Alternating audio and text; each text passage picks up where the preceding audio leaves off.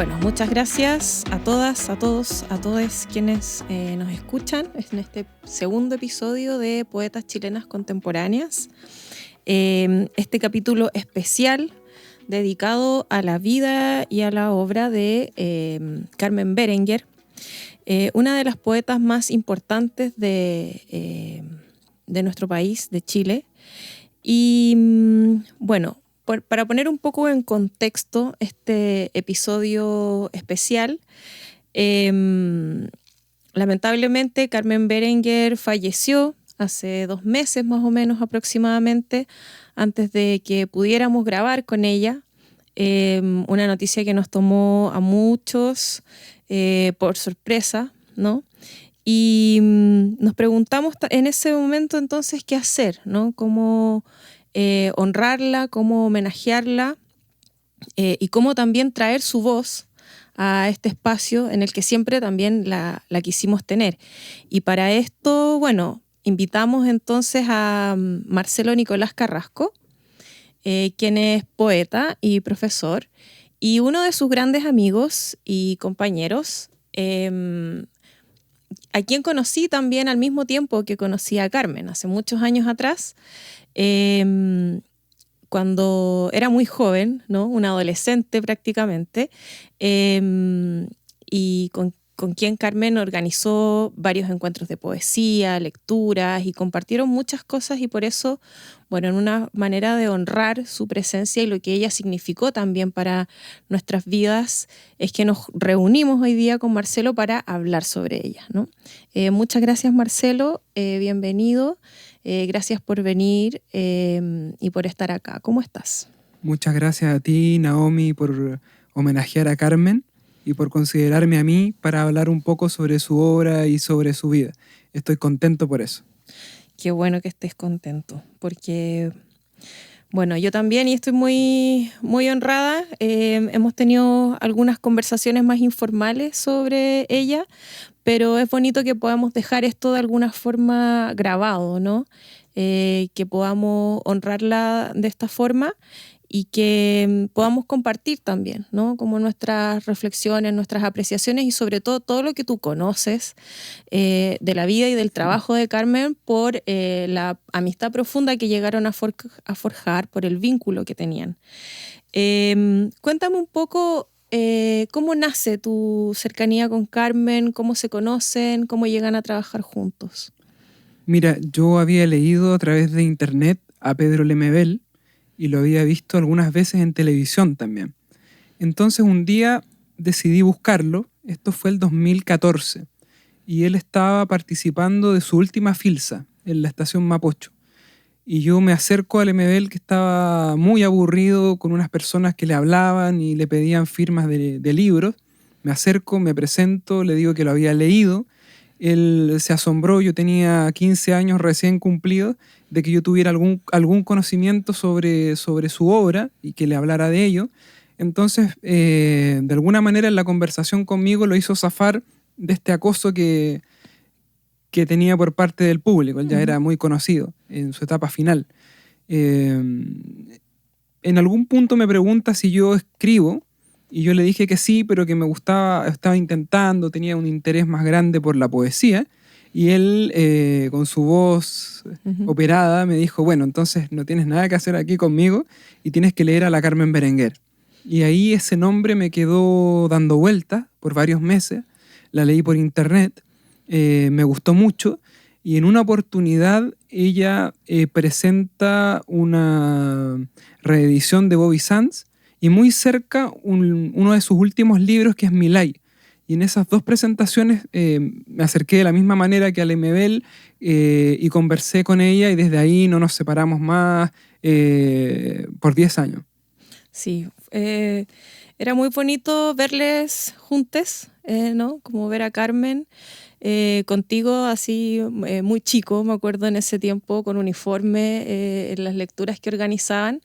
Y después compartiendo con nosotros que, bueno, éramos un poco más grandes. Era muy sorprendente como, bueno, el conocimiento también que tenía de la poesía siendo tan joven y cómo y en toda la gestión, ¿no? O sea, organizar lecturas. ¿Cómo fue ese periodo de cuando recién se conocieron y empezaron a organizar estas lecturas en la SECH, que fue también el periodo en que yo la conocí porque me invitaron a una lectura ahí? Carmen tenía esta capacidad también de reunir, ¿no?, a mucha gente, de ser muy querida también para muchos escritores y escritoras. Fue muy importante porque siempre estaba impulsando a los demás. Exacto. Estaba reconociendo la escritura joven, estaba muy informada también. Eso era algo bien sorprendente de ella. Sí. Mira, lo primero que voy a abordar es lo último, antes de que se me olvide. Ella es una figura que alienta a otros escritores desde sus inicios. Por ejemplo, el libro Piedras Rodantes de Malú Urriola, a principios de los 90, está dedicado a Carmen, tiene una dedicatoria a Carmen. Después hay libros del mismo Lemebel, las crónicas del Sidario de Lemebel, Loco Afán, están dedicadas también a Carmen, con un agradecimiento. Libros de Antonio Silva, libros de poetas, hombres, mujeres, de distintas generaciones, están dedicados a Carmen y se reconoce en ellos una influencia. Ella es una personalidad sociable absolutamente. Es alguien que concibe la escritura como un hecho gregario, como un hecho grupal. No es para nada una escritora aislada, no es una ratona de biblioteca, pese a que tenía una formación de lecturas bastante sólida. Pero es una escritora del callejear, del salir, de la experiencia nocturna y también de aprender mucho, pese a que ella era muy buena para conversar y para poner temas. Tenía una capacidad muy grande de escuchar también, de dialogar, de extraer del otro temas, intereses, y uno terminaba con ella en cualquier tema de conversación después de haber empezado en cualquier punto. Entonces yo creo, y ahora vuelvo a lo primero que me preguntaste, después de que nos conocimos e interactuamos ese primer par de veces, la conversación con ella se fue por un tubo y empezamos a hablar de música, de historias familiares, de opiniones de cada uno. De alguna manera, para mí fue una academia, fue un colegio conocerla a ella en ese periodo y a otros escritores también. Y de eso pasa un par de años hasta que ella me considera y me invite a organizar un ciclo de lecturas, el 2017, con ella en la SECH, que duró un año. Se llamó 2020 ese ciclo. Carmen en ese momento era vicepresidenta de la SECH. Ella fue presidenta, ocupó el cargo de presidenta antes, pero en ese periodo era vicepresidenta. Y hasta sus últimos años ella siguió activa en esta institución, tanto en la directiva, últimamente no formaba parte, pero seguía como directora de la revista Simpson 7, que es una revista que tiene mucha historia en nuestro país. Sí, es muy importante, bueno, todo el movimiento que generó. Recuerdo que fue un año muy movido de escena poética también en esa casa, ¿no?, en la SECH. Ahora hablando un poco más, no solamente cómo Carmen influenció y cómo fue determinante para la carrera y para el inicio de muchas escritoras y escritores, tú que tuviste la posibilidad de conocerla más a fondo, quisiera hablar de sus influencias, ¿no? De cómo Carmen comienza a escribir, cómo se influenció. Hay un dato que es relevante, que ella publica su primer libro cerca de los 40 años. O sea, después de una vida que fue madre, ¿no? O sea, adulta. Ya no es una escritora que empiece joven. Y sé que tú también tienes conocimiento de su pasado, de su vida neoyorquina, de influencias que son desconocidas para nosotros, ¿no? Como que la asociamos con Chile, con Santiago, pero no sabemos que ella tenía también un background que es un poco desconocido, que tiene que ver con su vida en Estados Unidos. Exacto, mira, el periplo de Carmen es súper largo antes de llegar a publicar Bobby Sands de Fallece en el Muro, el año 83, que es su primer libro.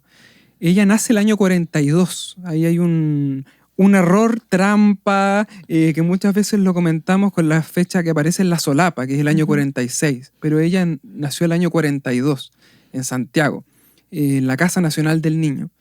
Ella aprende a escribir con un chino en la calle Santiaguillo, que tenía un bazar, y ella se cría en un mundo de pensiones, de conventillos, de cines de barrio, con su madre y su tía abuela. Se cambian muchas veces de casa, de pensión, y eso a ella le da una mirada muy atenta, era muy observadora desde chica, por lo que cuenta. Tenía un sinfín de anécdotas que yo las menciono ahora porque son material de su escritura. Ella constantemente está revisando o su infancia, su adolescencia y las influencias de ese periodo. Yo diría que la primera influencia de ella es el cine.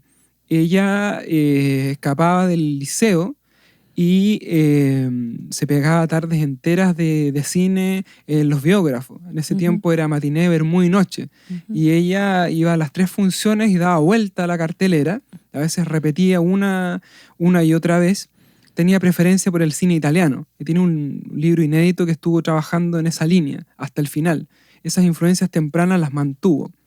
Y hablando de literatura, ella había leído a los clásicos. Había leído a Rubén Darío, había leído a Amado Nervo, a los poetas latinoamericanos del modernismo. Ella tenía ese conocimiento, que es algo generacional. Eso se veía en los colegios, se recitaba. También políticamente su tía la llevaba al Congreso Nacional, ahora ex Congreso, a escuchar a María de la Cruz, que fue la primera diputada feminista de Chile, a escuchar sus discursos, se sentaban en el palco. Entonces todo le llegó junto a ella. La formación cultural a través del cine, la literatura, con estas referencias del modernismo, y lo político, lo ideológico, a través de la figura de su tía Elvira y de María de la Cruz. Después ella conoce a Carlos Jerez, su marido, científico, a quien le mandamos un gran saludo. Por cierto. Con Carlos ella vive 2 periodos en Estados Unidos. El primer periodo es del 69 al 73, con posterioridad al golpe de Estado. Ellos viven el golpe en Estados Unidos. Y a ella le toca llegar en el ambiente de Woodstock, del movimiento hippie, del movimiento beat, del rock, de la contracultura norteamericana, que era una explosión. Y ella se nutre de todo eso, y eso está en su escritura. Hay referencias constantemente. Por ejemplo, la dedicatoria de Huellas de Siglo aparece Janis Joplin. El mismo libro Milay hace una revisión de todo ese periodo. Ella constantemente cita la cultura, la música, y había leído. Por ejemplo, a Media Asta tiene muchas citas de Diane di Prima. Es una poeta beat que a ella la influyó mucho y que tal vez en Chile sigue siendo un poco desconocida. Ella leyó en esa época a los poetas que estaban vigentes y que tenían una actitud además que, si nosotros vemos el perfil de Carmen en los 80, es el perfil de ella. Un perfil contestatario, muy underground, muy nocturno, muy bohemio. Ella abrevó de ese espíritu y lo trajo para acá. Ella trajo muchos discursos desde Estados Unidos hacia acá, a partir de esa experiencia. En esa primera estancia vivieron en New Jersey y en Iowa, que es la universidad que más ha mirado hacia la poesía y hacia la literatura contemporánea. Ahí tuvo algunos intercambios con Oscar Hahn en esa época, antes de publicar. O sea, ella llega con un bagaje a la escena de los 80 que no lo tenía nadie. Llega con estas lecturas, con esta experiencia, y contagia un poco a los otros. Si nosotros vemos el trabajo de las yeguas, el trabajo independiente del MBL, el trabajo de los poetas del 87, como Malurriola, como el mismo Sergio Parra, es Carmen la que les trae estos nuevos aires norteamericanos. Es alguien que estuvo ahí, que lo vio. Es bien interesante en ese sentido. Y hablando, bueno, de eso de todo este bagaje previo a su primera publicación. De ahí en adelante podemos hacer un recorrido, ¿no? Desde su primer libro, Bobby Sanders fallece en el muro, a toda su obra que vino después, que es un cuerpo bastante robusto también. Sí.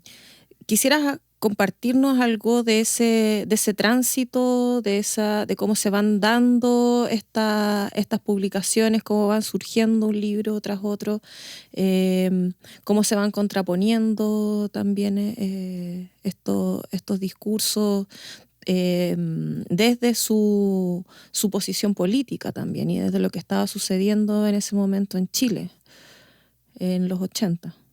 Sí, es bien interesante porque ella, a partir del primer libro de Bobby Sands, Fallece en el Muro, construye una obra muy sólida y muy constante, pese a que inició en su madurez, más de 40 años tenía. Ella leyó muchos libros de ciencia, que eran lecturas de Carlos, de su marido, de esa área.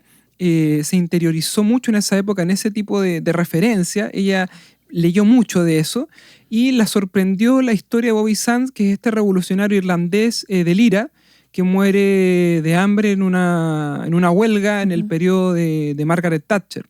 Ella se impacta mucho con ese caso que lo lee en un periódico acá en Chile, lo lee en una hoja suelta, se impacta tanto, se documenta de esta manera y empieza a escribir. Empieza a escribir y empieza a imitar el graffiti también. Si nosotros tomamos ese libro, que es muy, muy breve, y que se hizo de manera completamente clandestina, con papel café, papel de envolver, con un diseño que recuerda las murallas del cementerio general, según ella decía, la portada de esa primera edición, que no pasó por los órganos censores. En ese tiempo había que presentar los nuevos libros que se querían publicar a un organismo censor que los autorizaba. Ella se saltó ese proceso y lo hizo de manera completamente artesanal. Y circuló en un ámbito contracultural, como decíamos, y sobre todo en un ambiente de la SECH. Ella perteneció el año 82 a un taller que siempre mencionaba, que fue de Jaime Quesada y Floridor Pérez. Ahí ella establece vínculos con algunos de los escritores que van a ser centrales en la generación del 80. Hay un punto también que me parece súper relevante, que lo hemos conversado otras veces, y es que tiene que ver con el vínculo que tenía Carmen con la ciudad y con Santiago. En algún momento y en alguna conversación que tuvimos, tú dijiste, Carmen Berenguer es la poeta de Santiago. ¿Cómo podrías desarrollar un poco esta idea desde su relación afectiva que tenía con la ciudad? Carmen era una persona que vivía en pleno centro, ahí en Plaza de la Dignidad, y que, bueno, le gustaba mucho salir también, la vida nocturna, y que estaba siempre nutriéndose, ¿no?, de todo y aportando, ¿no?, a todo lo que pasaba en Santiago. ¿Cómo ves tú esa relación que ella tenía con la ciudad? Sí, yo creo que Carmen, si nosotros estudiamos, revisamos un poco la tradición de la poesía chilena hacia atrás, Carmen es una de las poetas que más referencia hace a Santiago, que más nombra lugares, que más constantemente alude a la ciudad en sus libros. Esto pasa desde Huellas de Siglo, que es su segunda publicación, el año 86, y no se detiene. Ella, como te digo, tuvo una infancia y una adolescencia muy errabunda, de muchas mudanzas, de muchos cambios, y conoció ese Santiago de los años 40, 50.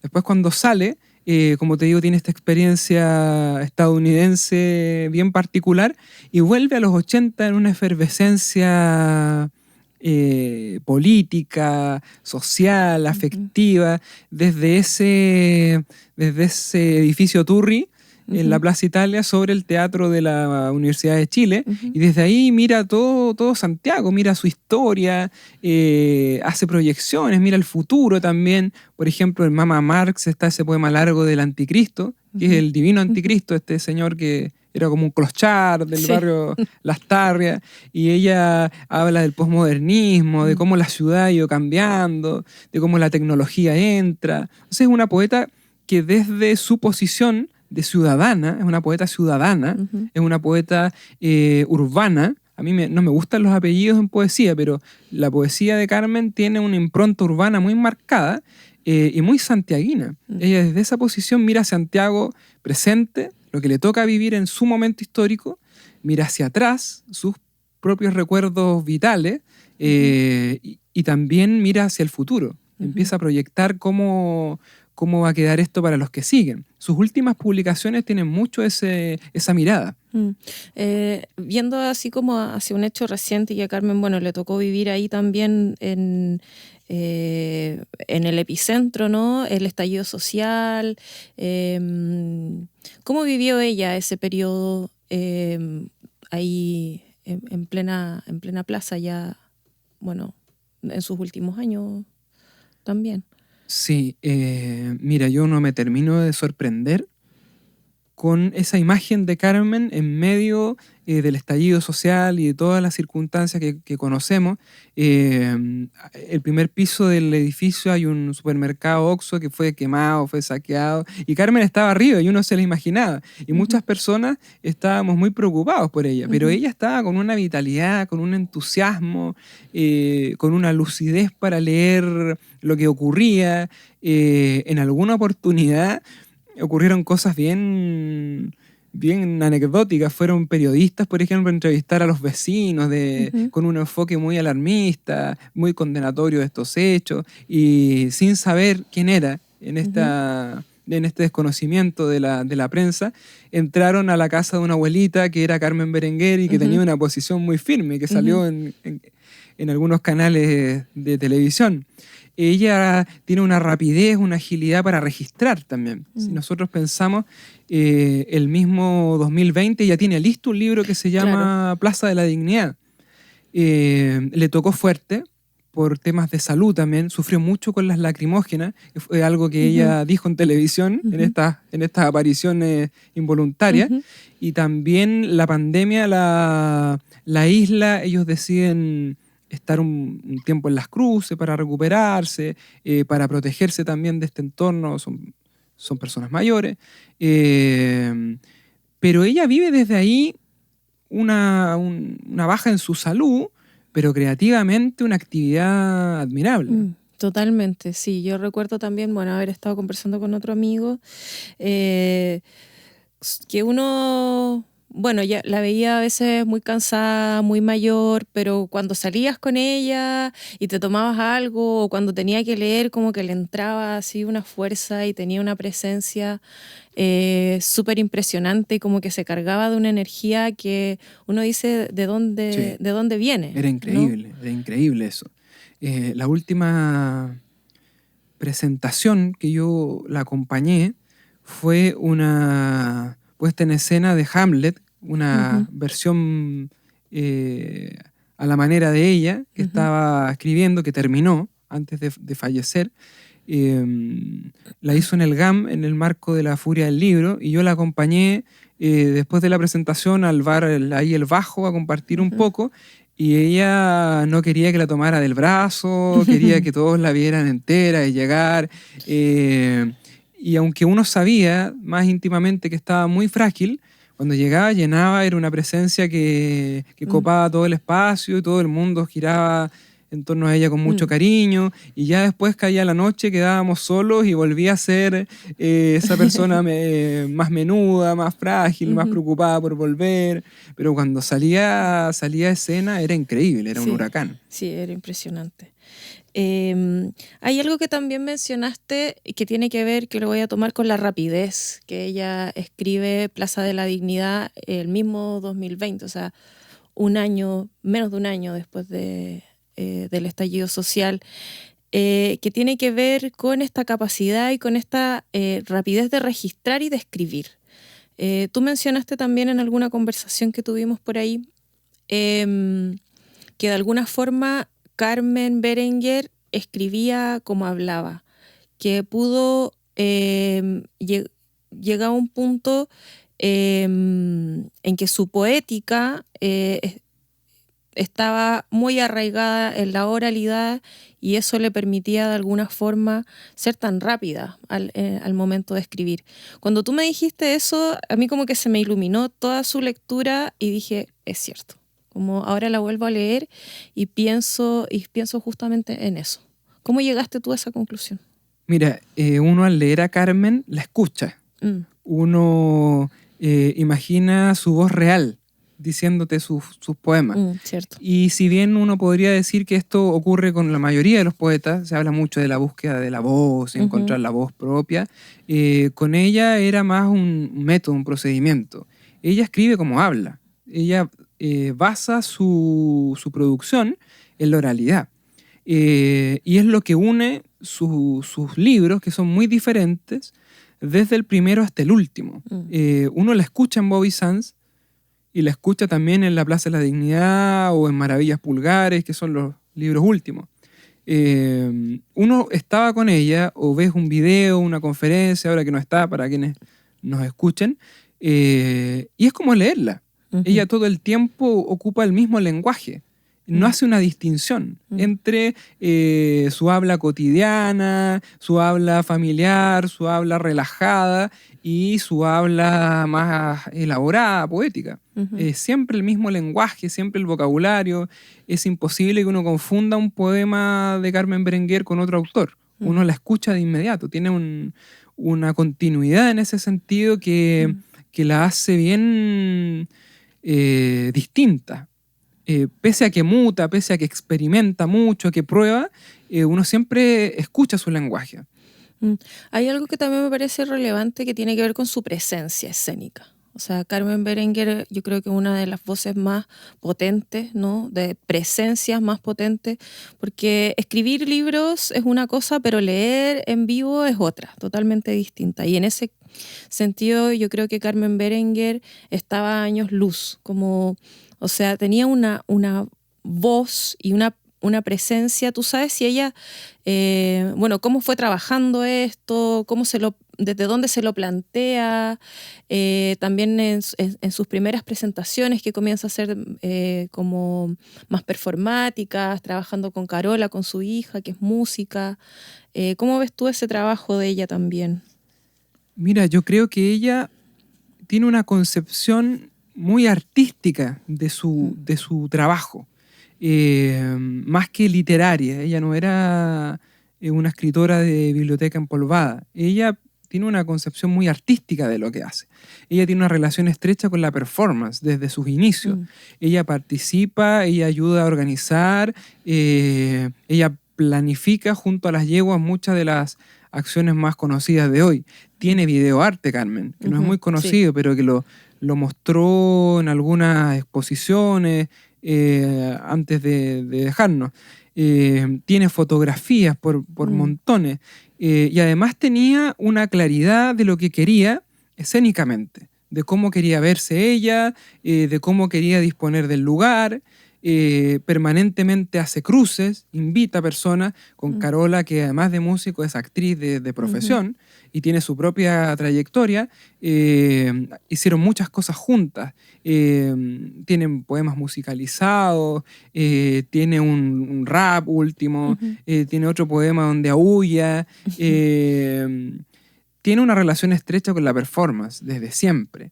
Con lo interdisciplinario. Ella hace video, como te digo, ha hecho muchas puestas en escena, ha musicalizado, ha tenido ahí contacto con la música. Hizo una colaboración en el 2016 con un señor que trabaja en un circo francés que vino a Chile, que se llama Jean-Jacques Lemaitre. Y él, con instrumentos inventados, fue musicalizando en tiempo real lo que Carmen leía y calzaba muy bien. O sea, y uno se da cuenta que ella tiene muy internalizados esos vínculos. A cada rato hay sonidos, hay sonoridades, y hay una cosa performativa, sin duda alguna. Y tiene que ver con lo político también, tiene que ver con un efecto. Ellos escriben en un contexto en que hay que mostrar. Y eso hoy día se ha perdido. Hoy día la actitud de los poetas y las poetas, los escritores en general, no es tan pública. Además de publicar libros. Claro, y hasta ahí llega un par de actividades, el libro se lanza y no hay más visibilidad, porque no se busca tampoco en gran medida. Pero ellos buscaban instalar un discurso, instalar una obra que diera un golpe fuerte, que causara una impresión. Toda la escena de los 80 es lo que persigue. Y ella lo tiene también, ella lo tiene.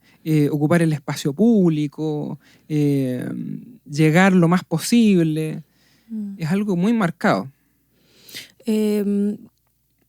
Tú que tuviste la posibilidad de trabajar con ella más cercanamente, ¿qué sabes de alguna forma de su trabajo más íntimo con la escritura? De cómo organizaba o escribía, en qué tiempos. Yo sé que era muy noctámbula, por ejemplo. ¿Cómo viste de cerca su proceso creativo, ¿no? Cómo ella, desde dónde se inspiraba y cómo eso lo terminaba transformando en poemas o en libros. Sí, ella era muy noctámbula, ella era madrugadora, pero era una madrugadora trabajólica. ¿Ah? En sus años 80 fue una bohemia de salir del jaque mate y de todos esos lugares que están en su obra, además de su biografía. Era una noctámbula trabajólica. Ella se sentaba en su computador, en su escritorio, que era una pieza aparte, tanto acá en Santiago como en Las Cruces, y ella tenía su espacio íntimo donde procesaba ideas, escribía. Ella demora mucho, ella no es apurona, pese a que tiene muchas publicaciones, no era una poeta que estuviera presentando un libro por año o que escribiera para concursos. Ella le da su tiempo a madurar un proceso con el lenguaje. De pronto parte de alguna referencia, es muy común que parta de alguna referencia, de una canción, de algún guiño al cine, como mencionábamos, de alguna anécdota personal. El trabajo con su vida, su vida como material de escritura es muy constante en ella. Entonces partía de cualquier punto y terminaba en lo insospechado. Dicho por ella misma, hay libros que se le fueron dando, que se le fueron presentando. El caso de Sayal de Pieles, por ejemplo, un libro que a raíz de un viaje al norte y una observación del desierto de Atacama que hace, entra en un estado anímico que al procesarlo se vuelca en un lenguaje que es completamente extraño. Para ella también era un descubrimiento. Ella tenía ideas, decía, me gustaría, tenía intereses claros, pero siempre terminaba en algo muy, muy insólito, muy insospechado, incluso para ella. Se entregaba de alguna forma también a eso. Sí, se entregaba y lo vivía como una experiencia, como una experiencia. Bueno, Marcelo, agradecerte todo esto que nos has compartido y ya para ir cerrando, queremos escuchar a Carmen. Para eso trajimos algunos registros de sus lecturas y tú escogiste específicamente 3 poemas. Me gustaría saber por qué escogiste estos 3 poemas y que nos contaras de dónde provienen, a qué libros pertenecen y qué sabes tú que hay detrás de estos escritos. Mira, el audio que vamos a escuchar tiene 3 poemas.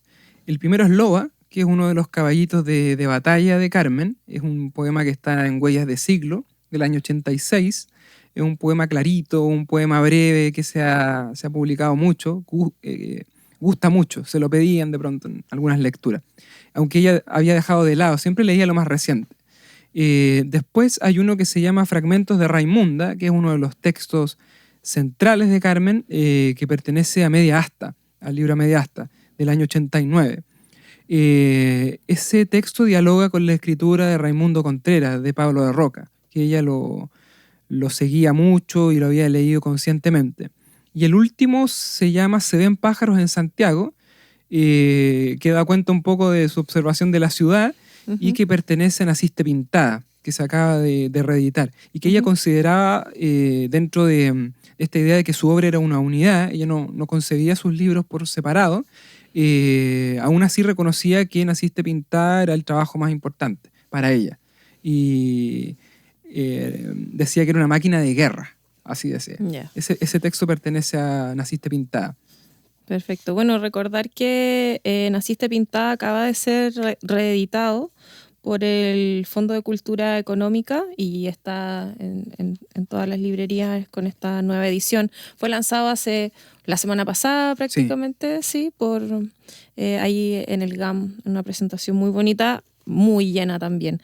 Entonces, bueno, vamos a escuchar a Carmen y después vamos a cerrar. Sí, me faltó decir que las grabaciones son de un disco del sello Leutún, que fueron grabaciones de muchos poetas a fines de los 90, esto debe ser del 99 o del 2000, y su voz está vigorosa, clarita para disfrutarla. Súper. Entonces, bueno, escuchemos a Carmen Berenguer. Loba. ¿De dónde esta mueca, esta boca, este rostro, esta máscara, este abrigo? ¿De dónde esta locura de acompañarte por las noches con este negro y este rojo?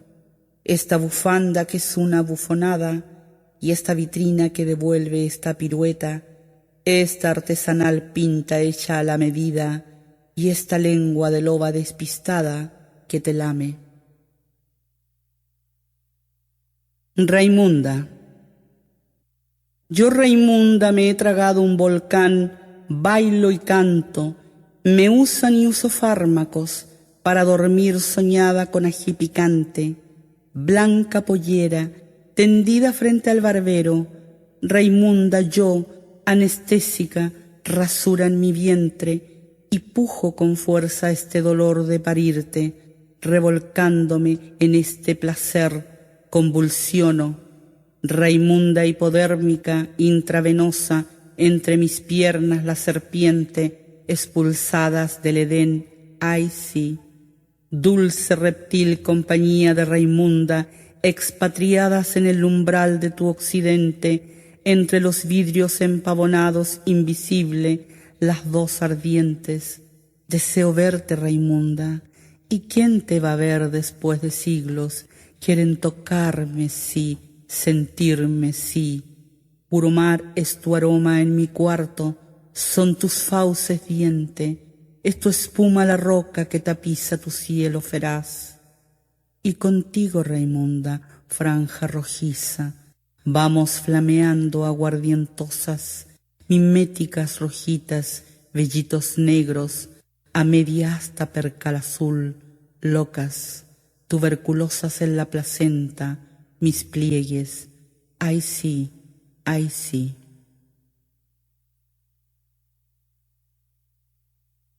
No es necesario glosar el sur de los pájaros.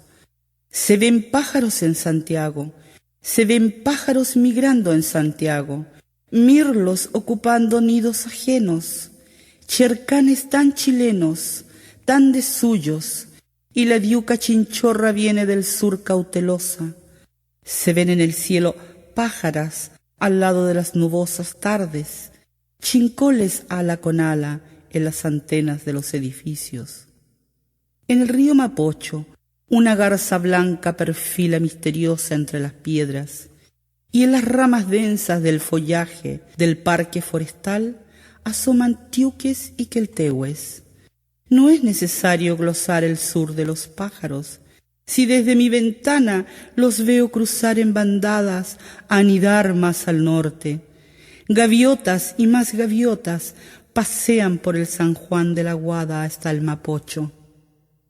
Y más allá, donde el borde es la periferia y habita la entrada de la pobreza, donde se pierde el verde cuidado de los prados del centro o de los condominios con parrones y sus regias casas de campo en la ciudad, habitados por los pocos alternativos que solo les queda el encanto de amar la naturaleza y lo chileno. Allí también los pájaros anidan y comen y cantan y cagan un mojoncito blanco. Bueno, tenía mucho de humor también su poesía y su escritura. Algo que pensé ahora mientras le estábamos escuchando es que de alguna forma, bueno, si bien Carmen partió físicamente hace 2 meses aproximadamente, yo la siento muy viva, la siento muy presente y siento que su presencia es tan fuerte en sus libros, como decías tú, se permea su espíritu. O sea, yo cuando la leo siento que está toda Carmen Berenguer ahí, toda su dimensión. Y bueno, se le extraña y se le va a seguir extrañando, pero tenemos mucho de ella todavía por leer, por descubrir, por escuchar, por revisar y por disfrutar también. ¿Cómo sientes tú esta reciente también ausencia y qué palabras podrías dedicarle a Carmen? Wow, es complejo porque tiene que ver con emociones que están muy frescas para mí. Yo hablé en presente toda la entrevista de ella. Sí. La describo en presente, porque siento que está por ahí, que no nos hemos visto en un tiempo, como a veces pasaba, como pasó en pandemia, que hablábamos por teléfono. Paso por la Plaza Italia, miro esa ventana y pienso que a lo mejor la luz se va a prender. Me hizo mucha falta en la presentación que mencionaste, me hizo falta su lectura al final. Se habló del libro, se saludó a un montón de gente, pero no se habló de la poesía, que era lo que a ella más le importaba. Me faltó su lectura, me faltó su cotilleo al final, con ese humor tan suyo, tan irónico, tan... ella es una presencia muy, muy viva, que va a dar para hablar y para leer, sobre todo, por mucho tiempo. Tiene una obra enorme, tiene muchas cosas. Espero que también los últimos trabajos que terminó, sé que va a ser así, van a aparecer para poder disfrutar cosas nuevas, pero ya con lo que hay tenemos 2, 3 poetas con ella. Sí. Es impresionante. Sí, es cierto. Bueno, a propósito de eso, y ya para ir cerrando, ¿qué podemos esperar ahora de lo que viene de Carmen? O sea, ya publicó un libro póstumo de alguna forma que estaba listo. ¿Qué sabes tú de sus próximas publicaciones, de otras cosas que haya dejado terminadas? Mira, de sus próximas publicaciones yo no sé nada. Yo sé de sus últimas obras. Ella me mostró un poema precioso, largo, que se llama Del bosque los abrojos, que estaba terminado. Y también el Hamlet, que lo terminó poco antes de irse, y lo presentó en público en 3 oportunidades. Esas fueron sus últimas obras. Próximas publicaciones no sé. Entiendo que su familia, que Carola, que es quien mejor conoce el ambiente, el mundo, el círculo de Carmen, va a tomar las mejores decisiones y pronto a lo mejor las tenemos en las manos. Así es. Bueno, aprovechamos también de mandarle un saludo grande a Carola, a Carlos, a su familia. Y bueno, a todas las personas que nos están escuchando y que para quien Carmen era alguien importante, y a quienes no, recomendarles que la busquen, que la lean, que la conozcan, porque es de verdad una poeta imprescindible. Muchas gracias, Marcelo.